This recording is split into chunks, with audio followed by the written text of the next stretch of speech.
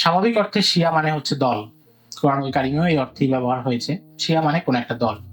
এবং 36 হিজরি থেকে 40 হিজরি যখন জঙ্গে জামাল, জঙ্গে সিফফিন ঘটেছে, অর্থাৎ মুশাজারাতে সাহাবার যেই অংশ, আলী রাদিয়াল্লাহু তাআলা আনহু এবং মুআবিয়া রাদিয়াল্লাহু তাআলা আনহুর মধ্যে যেই যুদ্ধগুলো হয়েছে, তখন দুইটা গ্রুপকেই শিয়া বলা হতো।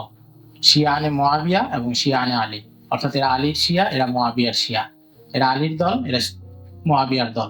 এই দুই অর্থে শব্দটা ব্যবহার হতো। কিন্তু সবসময় শব্দের শাব্দিক অর্থই চূড়ান্ত হয় না।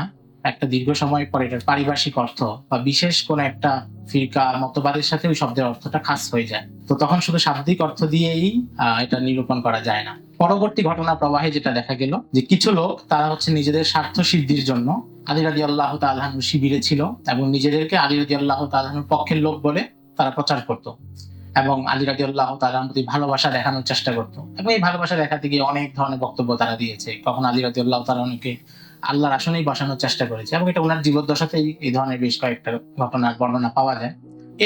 এরপরে তারা নানাভাবে বিভিন্ন আরো ফিরকা তৈরি করেছে এবং নিজেদের মধ্যে আরো অনেক বিশ্বাস নিয়ে এসেছে এবং বেশিরভাগ বিশ্বাস সেটা হচ্ছে ইরানের অগ্নি পূজকদের কাছ থেকে নেওয়া। জরথ্রুস্টের যে অনুসারী ছিল তাদের বিশ্বাসগুলো তারা গ্রহণ করে নিয়েছে। হিজরি 5ম শতাব্দীর একজন আলেম ছিলেন ইমাম আবু মানসুর আব্দুল কাহির বিন তাহির বিন মোহাম্মদ আল বাগদাদি। ওনার কিতাব আছে আল ফিরকু বাইনাল ফিরাক।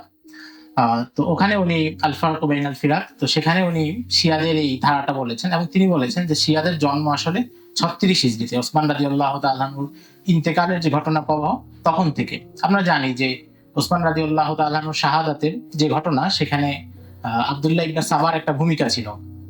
ওই আলোচনাগুলো আর করতে যাচ্ছি না, কিন্তু সাবাই যারা ছিল, যারা এই হত্যাকাণ্ড তৈরি করেছে এবং পরবর্তীতে সাহাবীদের মধ্যে দ্বিপাক্ষিক যে লড়াইগুলো হয়েছে সেগুলোকে উস্কে দেওয়ার পেছনে যাদের ভূমিকা ছিল, তারাই পরে এই শিয়া গ্রুপটাতে এসেছে এবং আরো নানা ভাগে ভাগ হয়েছে।